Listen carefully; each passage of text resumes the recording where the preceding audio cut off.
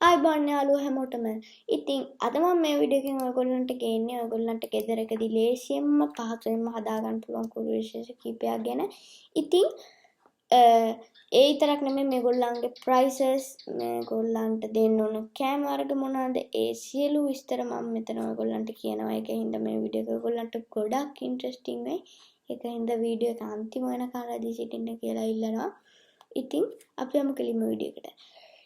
ඉතින් අපේ ලිස්ට් එකේ මුලින්ම ඉන්නේ මෙන්න මේ ලව් බර්ඩ්ස් කියන කුරුල්ලා.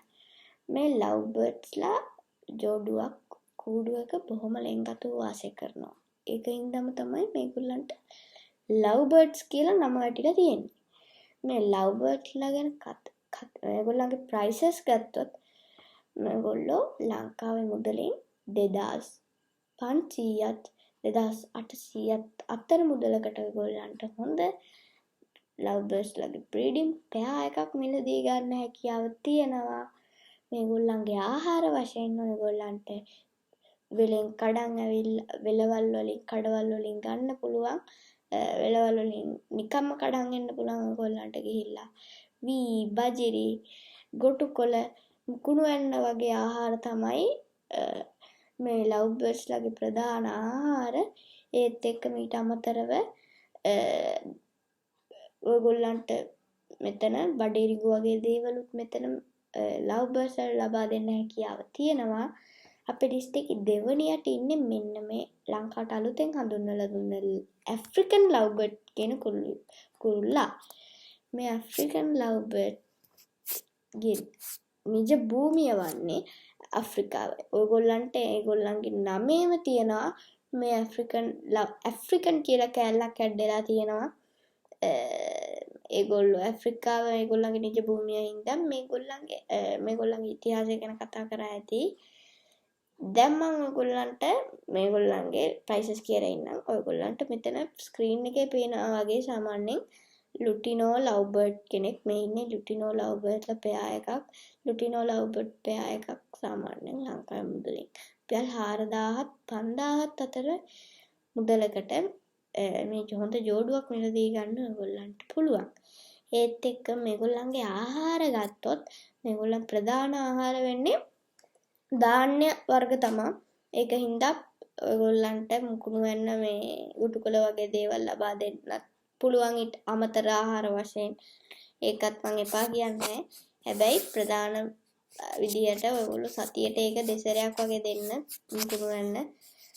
ඒක දෙන්න මේ විදියට මේගොල්ලන්ගේ ෆුඩ් ගත්තොත් සාමාන්‍ය මම කලින් කිව්වා වගේ වී, බජිරි, sunflower seeds වගේ දේවල් තමයි මේගොල්ලන්ගේ ප්‍රධාන ආහාර වෙන්නේ. ඊළඟ වර්ගය තමයි ඔයගොල්ලෝ හැමෝම දන්නවා මේ පරවි කියන කුරුළු විශේෂය.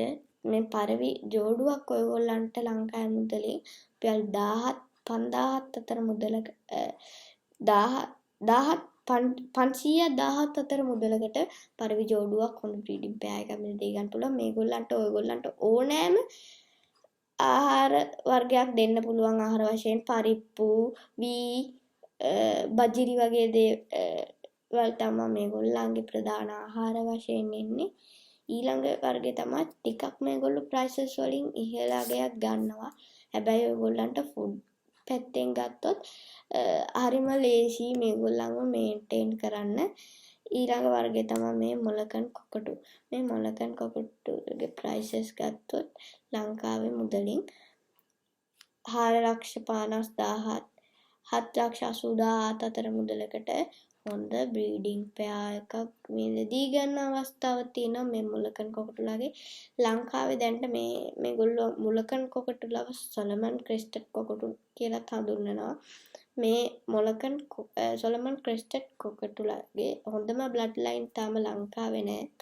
ඒවා ඉන්නවා සූ වල වගේ තමයි. ඒකත් මේ හම්බන්තොට බර්ඩ්ස් පාක් එකේ වගේ බොහොම දුර්ලභව බලා ගන්න පුළුවන්. මේගොල්ලන් හොඳම බ්ලඩ් ලයින් මේගොල්ලන්ගේ සාමාන්‍යක ඉන්නවා මේ වගේ තැන්වල. දෙහිවල සූ එකත් ඔයගොල්ලන් බලා ගන්න පුළුවන්.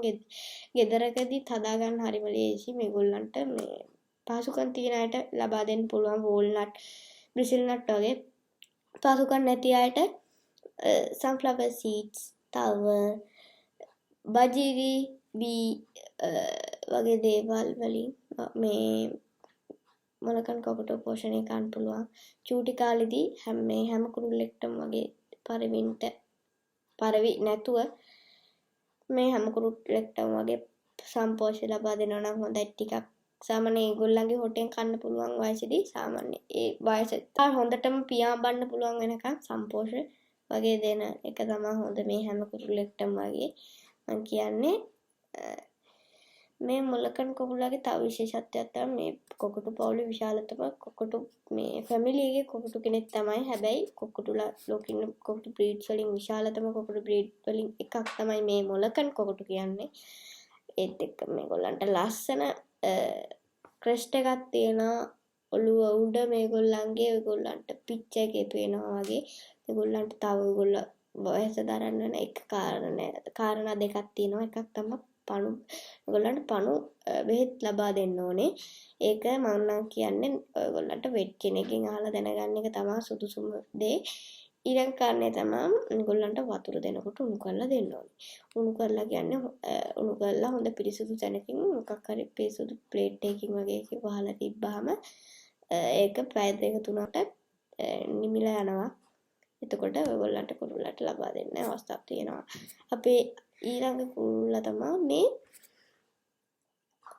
African grey parrot. African grey parrot ලගේ හොඳම බ්ලඩ් ලයින් ලංකාවේ හොයාගන්න අමාරුයි. නැත්තම නෑ ටිකක් අමාරුයි. ඇෆ්‍රිකන් ලව් බර්ඩ් ලගේ ෆුඩ් වශයෙන් ඔයගොල්ලන්ට පාසුකම් තියන අයට කලින් කිව්වා වගේ මේ බ්‍රිසිල් නට් වගේ වෝල්නට් ඒ දේවල් ලබා දෙන්න පුළුවන්. තව මේගොල්ලන්ට ආනයන කරලා ලබා දෙන්න පුළුවන් කුරුල් බිත්තර කැම තියෙනවා. එක් ෆුඩ් තියෙනවා. කුරුල්ලන්ට දෙන විශේෂ බිස්කට් වර්ග තියෙනවා.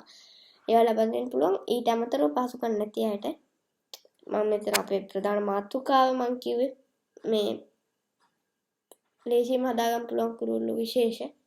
ඒක හින්දා මම මෙතන කියන්නම් මේගොල්ලන්ට ඒ අරව දෙනවා නම් හොඳයි.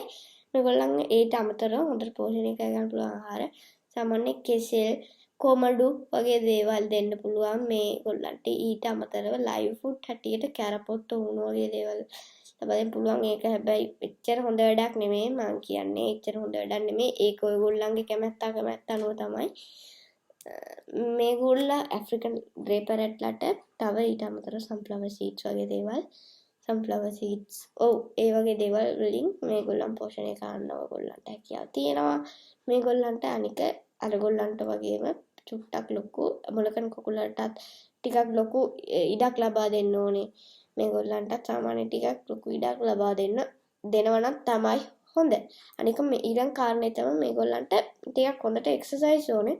නැත්තම් මේගොල්ලන් කකුල් පණ නැතිවීම වගේ දේවල් වෙන්න පුළුවන්. අඩුම ගානේ පැයකට දවසට පැය දෙකක්වත් මේගොල්ලන්ට එක්සර්සයිස් දෙන්න ඕනේ. ඉතින් ඕක තමයි මේ ඇෆ්‍රිකන් ග්‍රේ පැරට් විස්තරේ. ඊළඟට ඉන්නේ ඔයගොල්ලෝ හැමෝම දන්නා පරිවි වගේම ඕල්රෙඩි කොමන් කුරුල්ලු විශේෂයක් තමයි මේ ඉන්දියන් රින් එක ගන්න. ඔයගොල්ලෝ මාළගිරව් කියනවා, ලබු ගිරව් කියනවා සමහරු. මම ඉන්දියන් රින් එක ලගේ වර්ග ගණනාවක් ඉන්නවා. හැබැයි ඒගොල්ලෝ ගණන් මේ ඇල්බයිනෝ අය ඉන්නවා, තව බ්ලූ කලර් අය ඉන්නවා, තව yellow කලර් අය ඉන්නවා. ඒ වගේ ගොඩක් විශේෂ ඉන්නවා. මම මෙතන කියන්නේ ලංකාවේ ඉන්න මේ ලංකාවේ අරගොල්ලොත් ඉන්නවා. හැබැයි ඒගොල්ලෝ 25000 35000 වගේ මිලවල් වලට තමයි available වෙන්නේ. මෙයා සාමාන්‍ය කොළ පාට එක්කෙනා ඒගොල්ලන්ට රුපියල් 3000 3500 අතර මුදලකට හොඳ ජෝඩුවක් මිලදී ගන්න පුළුවන් මේ ඉන්දියන් රින් එක ළගෙන්. තව විශේෂ දෙයක් තමයි මෙයාට ඉක්මනටම ලොකු කතා කිරීමේ හැකියාවක් තියෙනවා. ඒක චූටි කාලේ නම් පුරුදු කරොත් ඉක්මනටම මේගොල්ලන් කතා ගන්න හොරගන්න පුළුවන්. මේගොල්ලෝ ස්වාමියාට ගොඩක්ම හීලා වෙන කුරුළු විශේෂයක්. ඒගොල්ලෝ ඒ කියන්නේ මේගොල්ලෝ ගොඩක් ලංකාවේ එළියේ ඉන්න හින්දා අපේ ස්වභාවික පරිසරයේ නාගරික ප්‍රදේශවල උනත් ඉන්න හින්දා මේගොල්ලන්ට දෙන්න මේ ඔයගොල්ලන් මේ ඉන්දියන් රින් එක ලව එළියට යවලා හොඳට හෑන්ඩ් ටේම් කරලා එළියට යවලා ආයෙ ඔයගොල්ලෝ විසිල්ලයක් ගැහුවාම මේ ඔයගොල්ලන්ගේ ආයෙ කැරකිලා අතට එන තරමට හීලා කරගන්න මේ ඉන්දියන් රින් එකලට ඔයගොල්ලන්ට හැකියාව තියෙනවා. ඉතින් මං හිතනවා ඔයගොල්ලෝ වීඩියෝ එක එන්ජොයි කරන්න ඇති කියලා මේ සම්බන්ධව දැනුමක් ලබා ගන්න ඇති කියලා හැමදාම කියනවා වගේ මාව තාම සබ්ස්ක්‍රයිබ් කරලා නැත්නම් සබ්ස්ක්‍රයිබ් කරන්න දැම්ම තව වීඩියෝස් ගොඩක් තියෙනවා මගේ කලින් වීඩියෝස් ඒවත් දැම්ම බලන්න එහෙනම් අදට ගිහිල්ලා එන්නම් ඔයගොල්ලෝ හැමෝටම සුබ දවසක්